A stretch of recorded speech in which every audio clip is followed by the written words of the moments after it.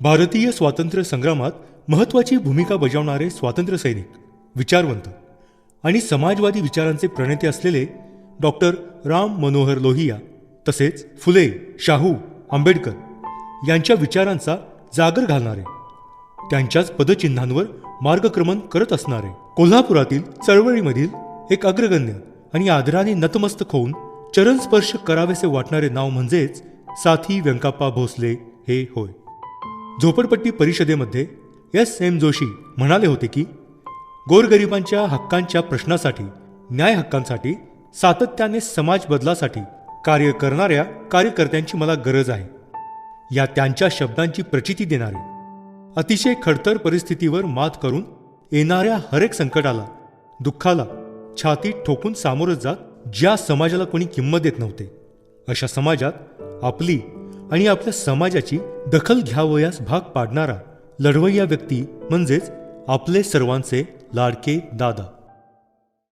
व्यंकप्पा भोसले सरांनी केलेलं जे काम आहे, म्हणजे मी राष्ट्रसेवा दलामध्ये काम करत होतो कोरगावकर हायस्कूलमध्ये असताना, त्यावेळेपासून 1982-83 पासून व्यंकप्पा भोसले सरांच्या बरोबर मी काम केलेलं नाही, पण त्यांना तेव्हापासून ओळखतो आहे. 1-2 वेळा माकडवाले वसाहतीमध्ये त्यांनी एक शाळा चालवली होती, तिथं गेलो होतो.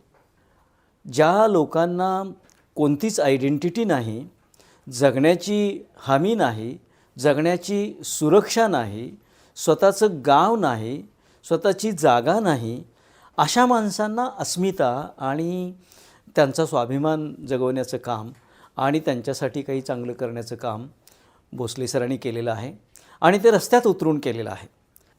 त्याच्याबरोबरीनंच त्यांनी दलितांच्यासाठी जे काम केलेलं आहे, दलित मित्र म्हणून जे काम केलेलं आहे, बाबासाहेब पाटलांच्याबरोबर काम केलेलं आहे, म्हणजे तो आर्याचा लढा असेल, पाटपळ्याचा लढा असेल, कांट्याचा लढा असेल, अनेक ठिकाणी आमच्या भागातच तिकडे शाहूवाडी आणि पन्हाळा त्या गावात अगदी भोगावमध्ये सुद्धा एक प्रश्न निर्माण झाला होता. तिथे दलितांच्यावरती झालेले जे अन्याय आहे त्याचं निवारण करण्यासाठी त्याने केलेलं काम आहे, तेही लक्षणीय आहे. त्याच्याबरोबरीनंच रोजंदारी कर्मचारी जे वेगवेगळ्या संस्थांच्यामध्ये काम करायचे, त्यांच्यासाठी त्यांनी लढा दिलेला आहे. आणि आज भटक्या आणि विमुक्त समाजातील अनेक लोकांना कोल्हापुरात स्वतःची वसाहत, स्वतःची घरं, त्यांचं चांगलं शिक्षण, हे सगळं झालेलं आहे. ह्या पाठीमागे असलेली ही जी शक्ती आहे, प्रेरक शक्ती आहे, मोटिवेशनल पॉवर ज्याला आपण म्हणतो, ती शक्ती आहे. ती शक्ती म्हणजे व्यंकप्पा भोसले. दादांचा जन्म 1949 साली कावळा नाका झोपडपट्टीत माकडवाला समाजात झाला. दादांचे आजोबा इराप्पा हे पट्टीचे शिकारी. त्यांचे कौशल्य पाहून इराप्पांना स्वतः शाहूराजांनी शिकारखान्यात कामावर नेमलं होतं. ज्या काळात कुंची कोरवी, माकडवाला, फासेपारदी या समाजाला सारा समाज गुन्हेगार म्हणून ओळखत होता, हेटाळणी करत होता, अशा काळात शाहूराजांनी या लोकांना मूळ प्रवाहात आणण्यासाठी प्रयत्न सुरू केले होते. या समाजातील लोकांना नोकरीला लावणे, विश्वासाने जबाबदाऱ्या देणे, वाड्यांची डागडुजी करण्याची कामे देणे वगैरे. गरिबी, दारिद्र्य हे सोबत असतानाच दादांनी अगदी कळत्या वयापासूनच शाहूंच्या विचारांची कास धरली. अंधश्रद्धेने बरबटलेला समाज, भीक मागून, प्रसंगी उष्टे खाऊन किंवा डुकरांना पकडून त्यांचे मांस खाऊन उदरनिर्वाह करणारा, बुट्ट्या झाडण्या करणे, वाकापासून दोऱ्या वळवणे, माकड सापाचा खेळ करणे, या अशा वातावरणात दादांचे लहानपण गेले. आम्ही इतक्या रोज कष्ट काढलो बाळ. लय दिवसापासून आमचं साहेब भोसल्या साहेब आल्यापासून आम्हाला कामाधंदाला लावलं. आमच्या लेकानं भोसल्या साहेबांना आम्हाला सुखी संपत्तीवर बसवलाय, आम्हाला नोकरीला लावलं, कामाला लावलं, सर्व काम दिलं, सर्व घर बीर जागा सगळं करून दिला, गटार बिटार सगळं आमचं सुधारणकी केला. पण असे असले तरी दादांनी शिक्षण थांबवले नाही. दादांच्या मॅट्रिकपर्यंत 4 शाळा बदलल्या. पण इथवर पोहोचणारे दादा हे बहुधा समाजातील पहिलेच असावेत. शिक्षणाच्या बाबतीत सजग असलेल्या वडिलांनी त्यांना ITI फिटरचा कोर्स करावयास सांगितला. दादांनी कोर्स पूर्ण केला, पण अवघ्या 2च दिवसांची घाटगे पाटील कारखान्यात नोकरी करून पुढील शिक्षणाच्या ओढीने सोडूनही दिली.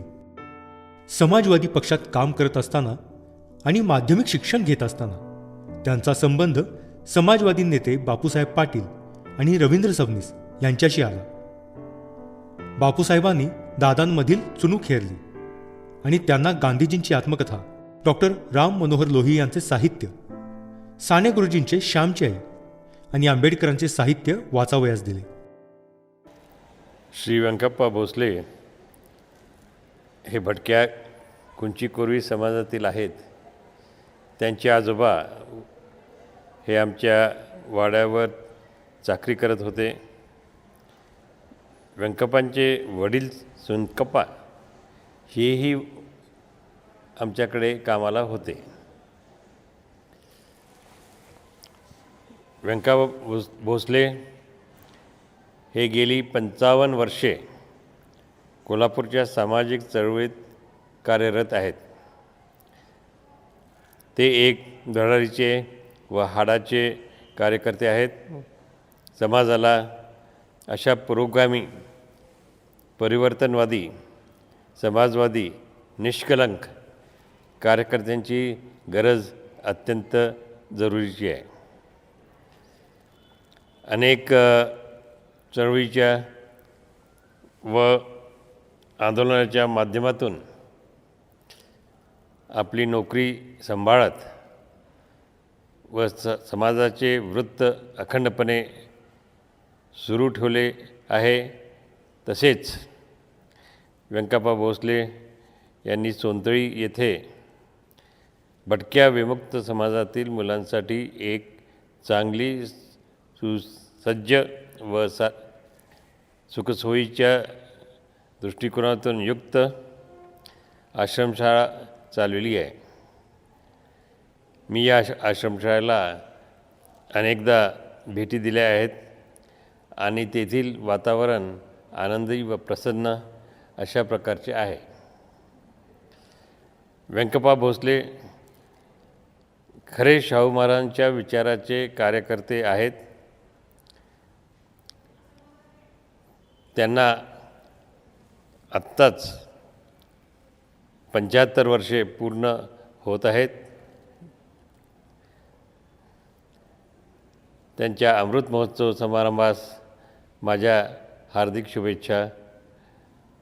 त्यांना दीर्घ आयुष्य लाभ. याच दरम्यान महापालिका, मार्केट आणि फायर स्टेशन बांधण्यासाठी माकडवाला वसाहत लोकांना हवी होती, पण दादांनी ते प्रयत्न हाणून पाडले होते. दादांनी 1971 साली कोल्हापुरातील झोपडपट्टी वासियांना सोबत घेऊन मार्केट यार्ड समोरील सरकारी जागेवर सत्याग्रह केला.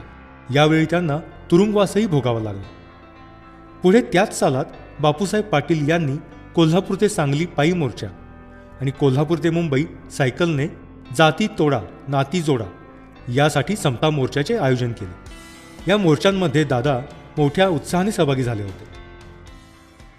आमचे त्यावेळचे ज्येष्ठ सहकारी बापूसाहेब पाटील हे अतिशय जाणीवपूर्वक दलित आणि अन्य मागासवर्गीय लोकांच्यात काम करायचे आणि त्यातल्या तरुणांना वेगळ्या वेगळ्या शैक्षणिक उपक्रमात गुंतवायचे. त्यापैकीच एक व्यंकप्पा भोसले, भटक्या विमुक्त कुटुंबातले.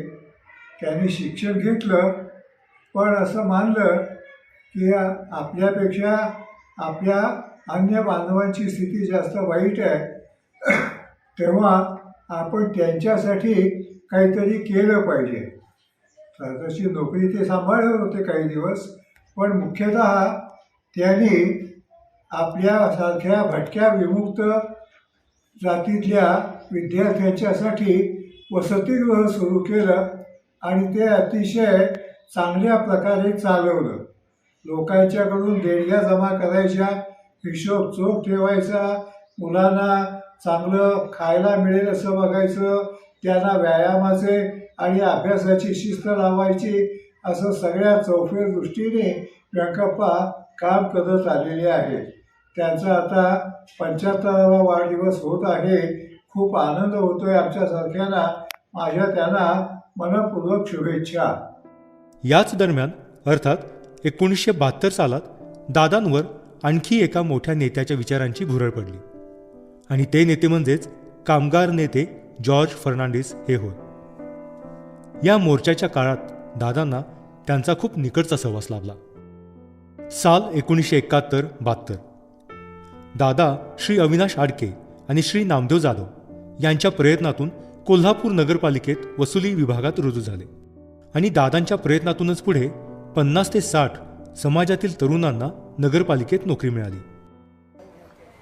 कुंचीकुर्वे उर्फ माकडवाला समाज हा प्रमुख भीक मागून जगणारा समाज.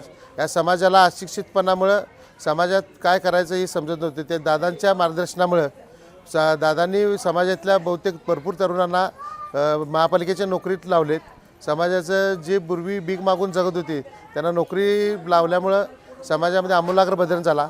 दादा एक व्यक्ती अशी समाजातली पहिली शिक्षण झाल्यामुळं त्यांना बघून त्या भावी पिढी शिक्षणाच्या प्रवाहात आलेत. आज दादांच्या मार्गदर्शनाने त्यांच्या प्रेरणा घेऊन समाजामध्ये जो कमीत कमी 35 ते 40 पोरं विविध शासकीय नोकऱ्यामध्ये आहेत. दादांचा आदर्श ते आजही मानतात. सरकारी नोकऱ्यामध्ये दादांना ते गुरुस्थानी मानतात. तरुणांच्या हाताला काम नसले तर ते व्यसनाच्या गुन्हेगारीच्या मार्गाला लागतात हे गणित दादांना कमी वयातच कळले होते. आणि म्हणूनच जेव्हा शक्य असेल तेव्हा वरिष्ठ अधिकाऱ्यांना, नेत्यांना विविध कार्यक्रमांच्या निमित्ताने वसाहतींवर बोलावून आपले गाऱ्हाणे मांडत आणि तरुणांना रोजगार मिळवून देण्याबद्दल आवाहन करत असत. 1973 मध्ये झोपडपट्टीवासियांना रेशन कार्ड मिळावे म्हणून कचेरीवर मोर्चा काढून कचेरी बंद आंदोलन पुकारले होते. पहिल्या इस्टाटला यमुनाबाई, शेकू पाटील, सुभाष मोरे ही यांच्याकडे दादा आलेले पहिल्या इस्टाटला. त्यांच्यामुळं आमची ओळख झाली. काशीबाई, यमुनाबाई, मंजुळाबाई डावाळे, काशीबाई खोरागडे हे 4 बायका, सखूबाई सोनटक्के, 5-6 बायका आम्ही दादाकडे दादाची आणि यांची पहिल्यापासून ओळख. घरोघरी दादा येऊन सांगत होते आज इथं आहे, उद्या तिथं हा मोर्चाला जायचा आहे. कुठलाही प्रश्न असून दे दादा आम्हाला सायकलवरनं येऊन सांगणार. त्या टायमाला काय मोबाईल नव्हते का काय नव्हते. आम्ही बी त्या टायमाला दादा जिथं बोलवलं तिथं आम्ही जाणार. हे आमच्या पाठीवर हमखास राहिले. कुठलाही प्रश्न असून दे की आम्ही त्यांना काय सोडलं नाही. त्याने कुठलाही पाठपुरावा आमचा केला. लांब लांब आम्ही गेलो. जिथं दादा सांगेल त्या मोर्चाला आम्ही हजर झालो. ट्रकानं त्या टायमाला ट्रेक आणि रेल्वेचा सगळा खर्च दादा करणार. वेगवेगळ्या पालांवरून, वस्त्यांवरून विखुरलेल्या समाजाला विचारांची, नियमांची बैठक घालून देणे, समाज सुधारण्यासाठी कामे करण्याच्या उद्देशाने सुरेश शिपूरकर, तुकाराम चव्हाण या समविचारी मित्रांच्या मदतीने दादांनी 1981 मध्ये भटका विमुक्त समाज विकास मंडळाची स्थापना केली. माझे मित्र व्यंकटराव भोसले हे गेले जवळपास 35 वर्षांहून अधिक माझ्या परिचयाचे आहेत. त्यांनी कोल्हापूर शहर आणि परिसरात भटके विमुक्तच नव्हे तर अन्य क्षेत्रातील श्रमिकांसाठी जे काम केलेलं आहे ते असाधारण स्वरूपाचं आहे.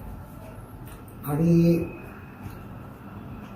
अन्य संघटना शॉर्टकटच्या माध्यमातून ज्यावेळी पुढे जाण्याचा प्रयत्न करत असतात त्यावेळी व्यंकप्पांना हाती घेतलेलं काम तडीस मिळण्यासाठी आणि गरिबांचे अश्रू पुसणं याच्यातच माझा राम समावलेला आहे असं मानून जे कार्य केलेलं आहे त्याला अक्षरशः तोड नाही. साथी व्यंकप्पा भोसले हे माझे गेल्या 50-60 वर्षापूर्वीचे सहकारी.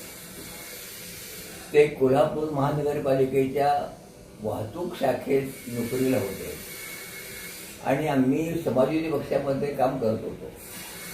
कोल्हापूरचे आमचे मित्र बापूसाहेब पाटील, रवींद्र सबनीस किंवा सुरेश शिपूरकर ही सगळी मंडळी आम्ही बरोबर काम करत असतो. आणि व्यंकप्पाचं एकच चांगली गोष्ट होती, व्यंकप्पा ज्या घटकांच्या समाजातून आलेला आहे त्या समाजाचे प्रश्न बरोबर असताना सुद्धा तो कामगारांच्या प्रश्नात सुद्धा तिथे त्या लक्ष घालत असते. पण नंतर त्याला वाटायला लागले की समाजाचे प्रश्न पुढे मांडले गेले पाहिजेत. त्याच्या कामामुळे एकच झालं की महाराष्ट्रामध्ये जी भटकमुक्तांची संघटना उभी राहिली, लक्ष्मण माने किंवा सगळं गायकवाड सगळी मंडळी पुढे तयार झाली, त्यातून एक मोठ्या कामाला वेग आला आणि एक शिस्त आली.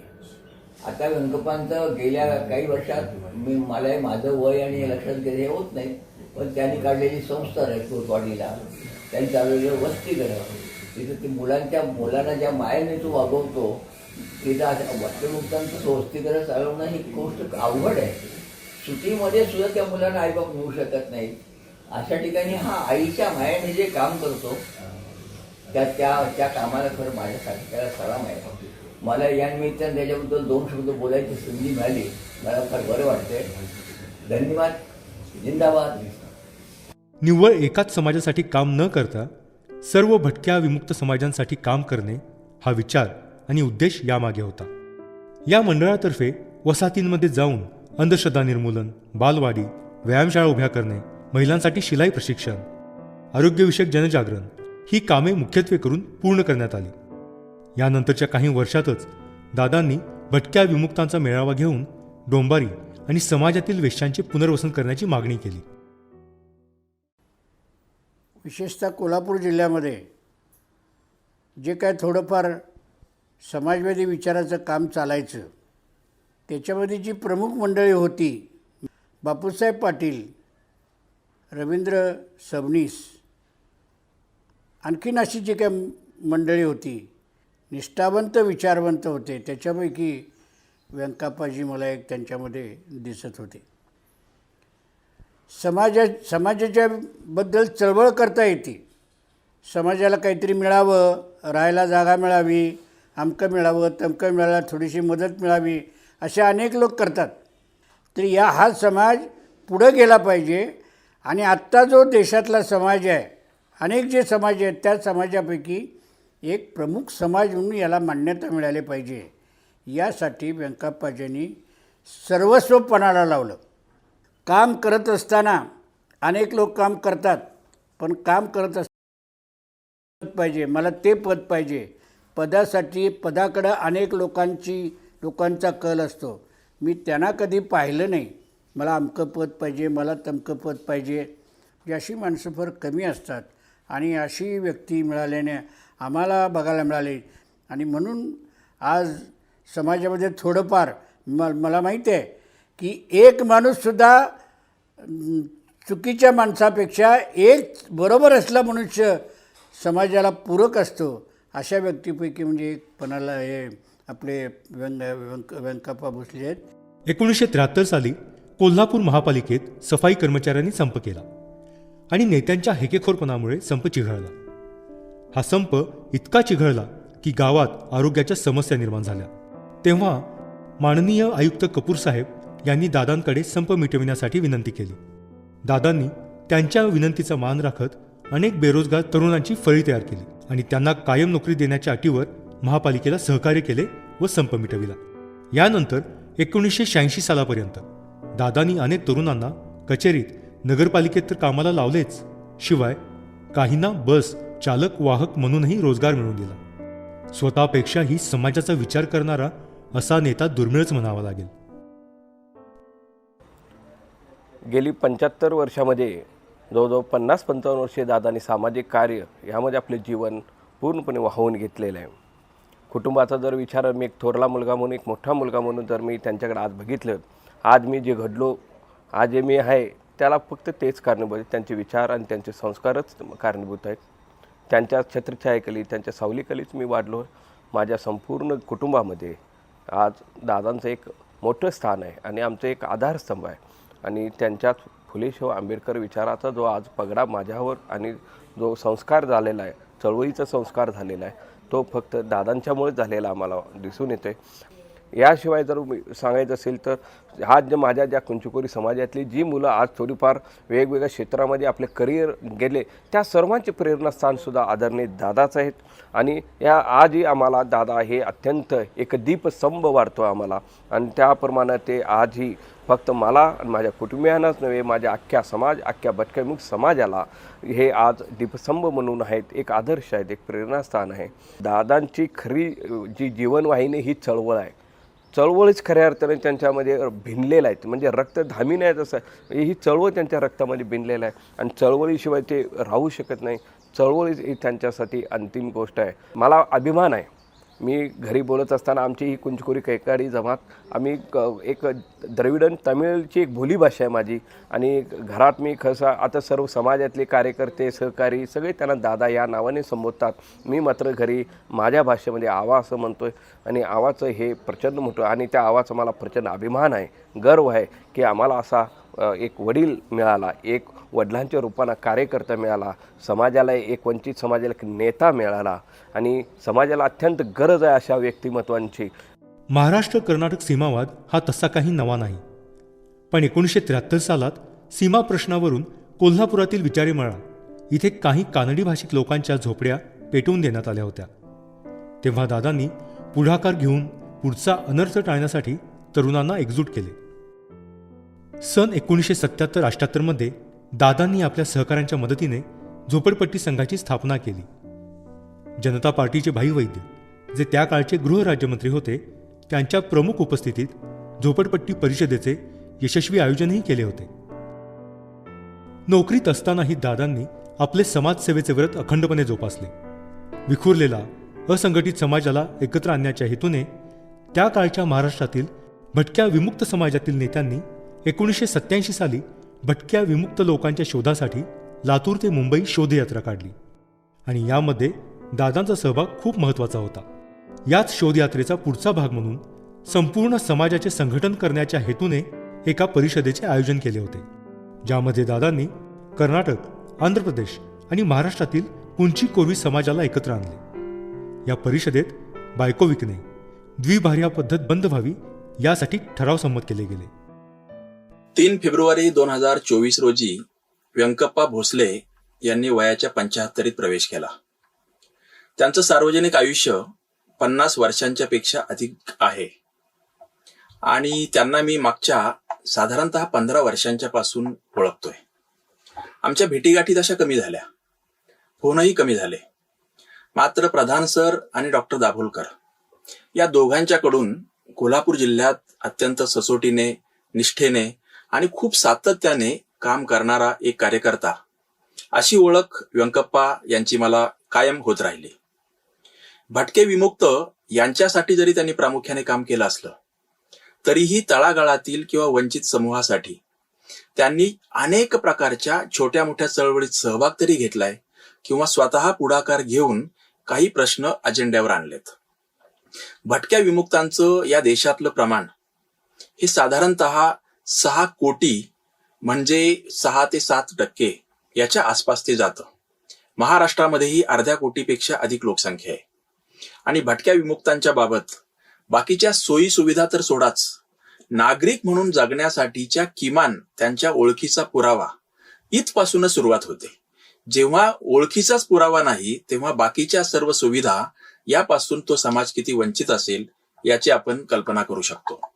अशा पार्श्वभूमीवर व्यंकप्पा यांनी प्रामुख्याने शिक्षणाच्या माध्यमातून आणि त्यांच्या हक्कांच्यासाठी त्यांच्यावर होणाऱ्या अन्यायाला, अत्याचाराला वाचा फोडण्यासाठी सातत्याने जे काम केलंय ते पाहता अशा प्रकारच्या कार्यकर्त्यांची गरज खूप जास्त आहे असं वाटतं.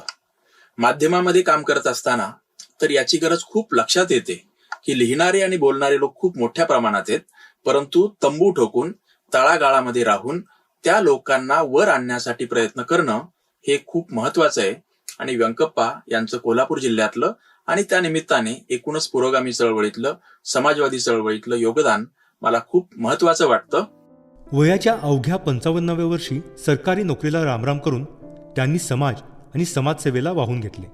मंडल आयोग, शंकराचार्य आणि चातुर्वर्ण्य व्यवस्था यांच्या विरोधातील लढा, मराठवाडा विद्यापीठाला डॉक्टर आंबेडकरांचे नाव देण्यासाठीचा नामांतराचा लढा, संशयित गुन्हेगार निर्मूलन परिषद, पोलीस यंत्रणेच्या विरोधातील मोर्चा, मुंबईतील हुतात्मा चौकातील आंदोलन, शेंडा पार्क आंदोलन, शेतमजूर संघटनेचे आंदोलन या आणि अशा सर्व महत्त्वाच्या समाजहिताच्या लढ्यांमधून ते नेहमीच नेतृत्व करत राहिले. 1970 सालापासून ते आज तागा आहेत. मी आणि व्यंकप्पा दादांनी शेतमजुरांची जी चळवळ चालवली ती त्यांच्या सानिध्यात राहून म्हणजे बऱ्याच कोल्हापूर जिल्ह्यातल्या बऱ्याच ग्रामीण भागातल्या लोकांचे प्रश्न आम्ही धडाडीनं सोडवलेले आहेत. राशिवड्याचा जनावरांचा मोर्चा मजूरवाढीसाठीच काढला. हस्तांतरित जमिनीसाठी दादानी पन्हाळा तालुका पिंजून काढला. मग ते कुठलाही जमिनीचा प्रश्न असेल, याचा प्रश्न असेल, त्यांनी ह्याला येजुरीच्या अलीकडे एक गाव आहे, त्या गावात 160 एकर दादानी जमीन त्या लोकांना मिळवून दिली. पोवाड्याच्या प्रश्नावर दादा जेलमध्ये 7 दिवस गेलेले आहेत. आर्याला ह्याचा प्रश्न झाला होता मंदिर प्रवेशचा. त्या मंदिर प्रवेशच्या ह्याच्यात दादा म्हणजे दादांच्यावर केसेस झाल्या, त्या कोर्टात 6 वर्ष मिटल्या नाहीत. काय हे असं म्हणजे प्रत्येक ठिकाणी दादांनी धडाडीने कार्य हे शेतमजुरांसाठी केलेलं आहे. शिक्षण ही काळाची गरज आहे हे ओळखून त्यांनी 1994 साली शाहू राजांच्या सहवासाने धन्य झालेल्या सोनतळी अर्थात रजपूतवाडी इथे अवघ्या 20 मुलांच्या जोरावर आश्रमशाळा सुरू केली. अनेक कार्यकर्ते, मित्र, समाजातील अन्य समाजातील व्यक्तींचे सहकार्य या जोरावर शाळेने चढता आलेखच पाहिला आहे. आपल्या इच्छाशक्तीच्या जोरावर दादांनी 2004 साली माध्यमिक शाळा आणि 2009 साली ज्युनियर कॉलेजचीही सुरुवात केली आणि याला वंचित आणि स्त्री शिक्षणाचे प्रणेते असलेल्या महात्मा ज्योतिबा फुले यांचे नाव दिले. शाळेकडे शाळा म्हणून न पाहता कुटुंब म्हणून पाहणाऱ्या दादांच्या या स्वप्नाचा विस्तार आज आकाशाला गवसणी घालू पाहत आहे.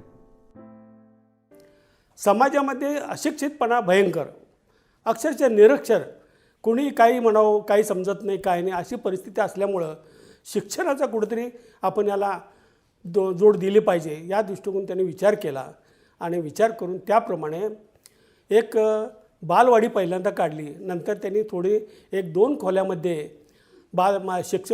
मुलांचं शिक्षण वर्ग चालू केले आणि याला जागा नाही. मग त्यावेळी चिखली या ठिकाणी 2 खोल्यांच्या जागेमध्ये त्यांनी एक शिक्षण संस्था सुरू केली. शेवटी तिथून ती रजपूतवाडी या ठिकाणी आम्ही ते संस्था तिथं स्थलांतरित केली आणि त्या ठिकाणी आज ही संस्था चांगली नावारूपाला आलेली आहे. छोटा मोठा व्यवसाय करावायचा असो किंवा उद्योग सुरू करावायचा असो, हाती पैसा असायलाच हवा हे दादांना आपल्या अनुभवांवरून लक्षात आले होते. त्यांनी हाताशी आलेल्या पैशाच्या बचतीचे आणि गुंतवणुकीचे महत्त्व समाजाला पटवून देण्याचा प्रयत्न केला आणि पत नसलेल्या समाजाला पत मिळवून देण्याच्या उद्देशाने डॉक्टर राम मनोहर लोहिया भटका विमुक्त पतसंस्थेची 1988 साली उभारणी केली. पतसंस्थेमार्फत व्यावसायिक, शैक्षणिक, गृहनिर्माण कर्जे देण्यास सुरुवात केली. जिथे आजकाल दिवसाला पतसंस्था निर्माण होतात आणि दुसऱ्या दिवशी बुडतात, अशा काळातही ही संस्था इतकी वर्षे तग धरून आहे, यातच संस्थेचे आणि दादांचे यश सामावले आहे. सुवर्ण महोत्सवी धम्मचक्र परिवर्तन निमित्ताने कोल्हापुरात धम्म परिषदेचे आयोजन करण्यात आले होते. दादांनी या परिषदेचे अध्यक्षस्थान भूषविले होते आणि यावेळी प्रमुख पाहुणे म्हणून पोलीस अधीक्षक सूरज मोरेसाहेब उपस्थित होते. दादांनी आजवर शेकडो व्याख्याने दिली आहेत. परिवर्तनवादी चळवळीवर आधारित 35हून अधिक लेख विविध दैनिकांमधून प्रकाशित झाले आहेत. दादांची आजवर 6 पुस्तके प्रकाशित झाली आहेत. शिवाय त्यांनी आजवर कित्येक महत्त्वपूर्ण मंडळांवरती सन्माननीय पदे भूषविली आहेत. दादांना मिळालेल्या पुरस्कारांची यादी तर त्याहूनही मोठी आहे. त्यापैकी काही महत्त्वाचे पुरस्कार म्हणजे YP पवार सामाजिक पुरस्कार, श्रमिक संघाच्या वतीने देण्यात आलेला लोकपरिवर्तन पुरस्कार, चौगुले प्रतिष्ठान कसबा नूल गडिंग्लज यांचा साथी पुरस्कार, 2006 सालचा महाराष्ट्र शासनाचा डॉक्टर बाबासाहेब आंबेडकर दलित मित्र पुरस्कार, बहुजन समाजरत्न पुरस्कार, भाई माधवराव बागल पुरस्कार, महाराष्ट्र फाउंडेशनचा समाजकार्य पुरस्कार आणि भटके विमुक्त सामाजिक प्रतिष्ठा संघ यांचा समाजरत्न पुरस्कार, जो आदरणीय नेते शरदचंद्रजी पवार साहेब यांच्या हस्ते प्रदान करण्यात आला. या आणि अशा अनेक पुरस्कारांचे दादा मानकरी आहेत. त्याचबरोबर महाराष्ट्रातील पहिले भटके विमुक्त साहित्य संमेलन दादानी कोल्हापूर या शाहूंच्या नगरीत डॉक्टर ND पाटील आणि शाहू महाराज यांच्या उपस्थितीत भरविले. त्यासाठी महाराष्ट्रातील अनेक नवोदित लेखकांना आमंत्रित केले होते. दलित मित्र व्यंकप्पा भोसले हे माझे अनेक वर्षांचे मित्र आहेत. मी त्यांना पहिल्यांदा पाहिलं ते दलित मित्र बापूसाहेब पाटील यांच्याबरोबर. त्या काळामध्ये ते माकडवाले वसाहतीमध्ये राहत आणि तिथल्या आणि कोल्हापुरातल्या अनेक झोपडपट्टीमध्ये राहणाऱ्या लोकांचे प्रश्न रस्त्यावर शासनाकडे आणि वेगवेगळ्या माध्यमातून मांडण्याचं अत्यंत आक्रमकपणे काम व्यंकप्पा भोसले करायचे. त्यांचं सगळ्यात मोठं वैशिष्ट्य असं की ते अत्यंत मितभाषी गृहस्थ आहेत. त्यांनी आपल्या जीवनामध्ये राजपूतवाडीला शैक्षणिक संस्था स्थापून एक ज्याला आपण स्थिरपद कार्य म्हणू, सतत कामात राहण्याने एक प्रकारचं साचलेपण येतं. त्या साचलेपणातून माझे मित्र व्यंकप्पा भोसले हे बाहेर आले आणि एका स्थितप्रज्ञ अवस्थेत सध्या ते मुक्त चिंतन करतात, लेखन करतात, बोलतात. ही माझ्या दृष्टीने त्यांच्या कार्यकर्त्याच्या विकासाची चरमसीमा आहे. इतके पुरस्कार, मान सन्मान मिळूनही पाय जमिनीत खोल रोवून आकाशाकडे नजर रोखून सर्वसामान्यांसोबत अतिसामान्य होऊन वावरणारा, तुमच्या आमच्यातला आवाज म्हणून दुःखितांची, दीनदुबळ्यांची, मागासलेल्या, पिचलेल्या, रंजल्या गांजल्या सर्वांची आस्थेने, आपुलकीने विचारपूस करणारा आणि पाठीवरती हात ठेवून लढण्यासाठी 100 हत्तींचे बळ देणारा आपला माणूस म्हणजेच साथी व्यंकप्पा भोसले, अर्थात आपल्या सर्वांचे हक्काचे दादा.